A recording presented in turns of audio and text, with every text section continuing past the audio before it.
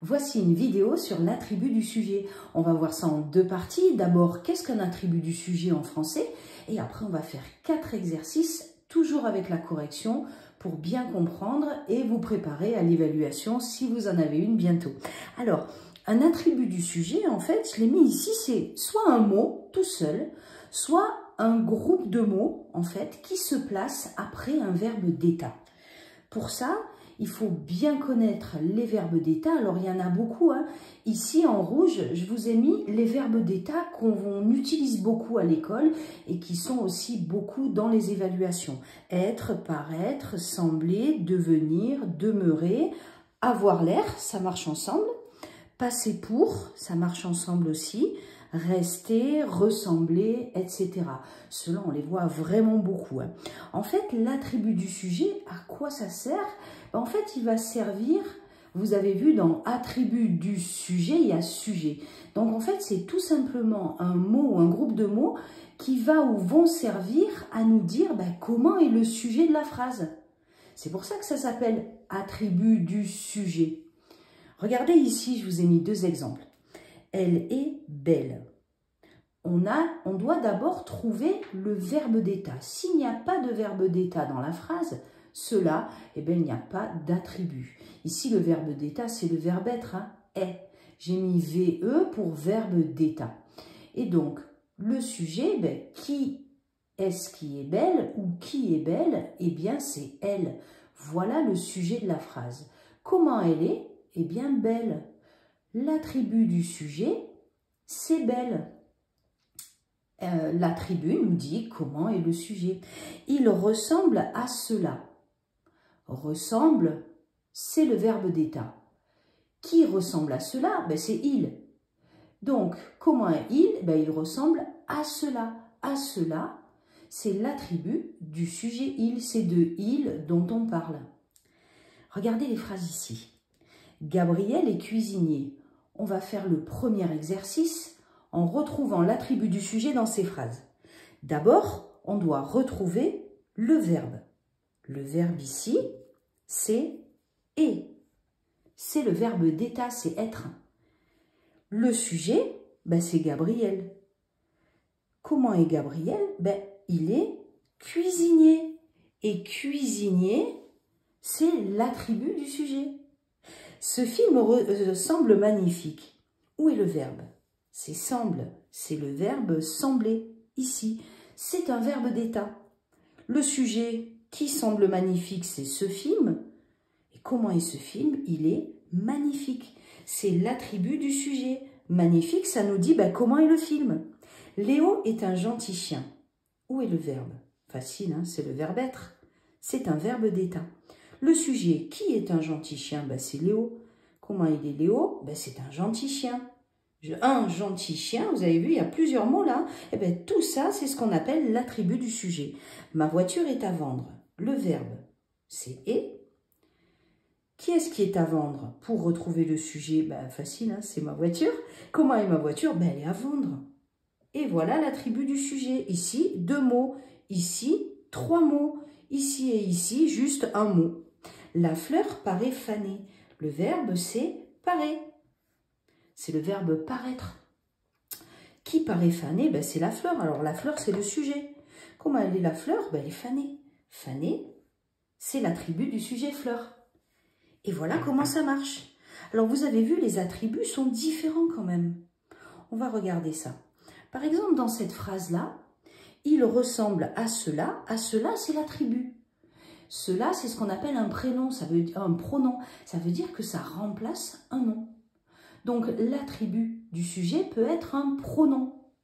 On aurait pu dire, par exemple, il ressemble à, ça se dit pas, mais à lui. Mais ça se dit pas trop, mais lui, c'est un pronom. Donc, ça peut être aussi un pronom. C'est quand même assez rare au CM1, CM2 qu'on ait ce genre d'attribut dans les phrases à l'éval. Regardez, on va continuer ici l'exercice. On va se servir du premier pour faire le deuxième. En fait, ici, Gabriel est cuisinier. On va dire la nature, la classe grammaticale de l'attribut du sujet. Parce que à l'éval, souvent on demande, retrouvez l'attribut du sujet et dites quelle est sa classe grammaticale. Et là, des fois, on a un peu de mal, donc on va s'entraîner ici. Donc, cuisinier. En fait, la classe grammaticale, c'est, eh bien, on dit quel est le mot qui est l'attribut du sujet. Bon, là, il n'y a qu'un mot. Cuisinier, c'est quoi comme mot? Et oui, c'est un nom, parce que je peux dire le cuisinier. Donc ici, l'attribut du sujet, c'est un nom. Ce film semble magnifique. Alors, magnifique, quelle est sa classe grammaticale? Eh bien, oui, c'est un adjectif. Ça, c'est une autre leçon, en fait, mais on en a besoin pour l'attribut du sujet. Léo est un gentil chien. Alors là, regardez, il n'y a pas un mot, mais 3. Donc, c'est un groupe de mots. Un gentil chien, c'est un groupe, oui, nominal. Allez, on y va. Groupe nominal. Ça veut dire que c'est un groupe de mots autour du chef, le nom. Et là, le nom, ben, c'est chien. Ma voiture est à vendre. Alors là, c'est bizarre, il y a un verbe dedans. Eh bien, en fait, la classe grammaticale, c'est verbe à l'infinitif.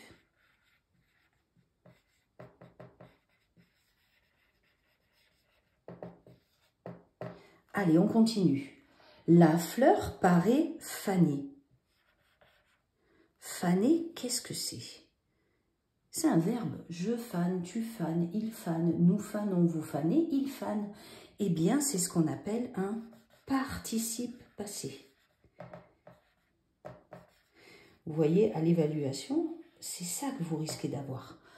On risque de vous dire, soulignez les attributs du sujet dans les phrases et dites quelle est leur nature ou alors leur classe grammaticale. C'est pareil.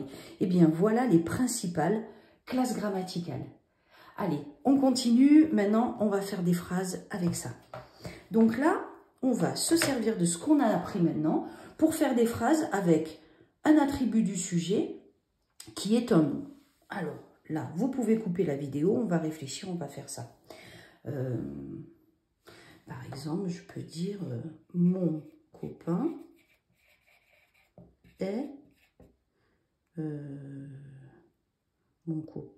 est Titon. Ça, c'est le verbe d'état. Titon, c'est l'attribut du sujet.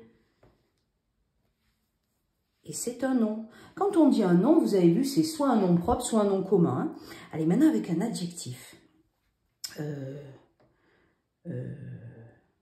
La vie est belle. Et voilà. Le verbe, c'est est. Et l'adjectif, attribut du sujet, c'est belle. Alors, un groupe nominal. Il ressemble à un bel oiseau. Bon, je fais au hasard. Hein. Donc, le verbe d'état, c'est ressembler. Et un bel oiseau, c'est l'attribut du sujet. Je vais le mettre en vert. Allez, maintenant, un verbe à l'infinitif. Alors, elle est à vendre. Je parle de la maison, par exemple. Et voilà. Est, c'est le verbe d'état. Et vendre, à vendre, c'est l'attribut du sujet. Regardez, il y a un verbe à l'infinitif dedans. Ça veut dire un verbe qui n'est pas conjugué. Hein. Allez, on continue. Participe passé. Alors, je semble ravi. Et voilà. Semble, c'est le verbe. Le verbe sembler, c'est un verbe d'état. Et ravi, c'est un participe passé. Allez, on fait le dernier exercice avant de se quitter. Donc, vous avez vu que si on regarde, par exemple, ces phrases, est-ce qu'on peut enlever l'attribut du sujet? Mon copain est. La vie est. Il ressemble à. Non, hein. Donc, ça veut dire que l'attribut du sujet, est indispensable dans la phrase. On ne peut pas l'enlever, sinon la phrase perd tout son sens.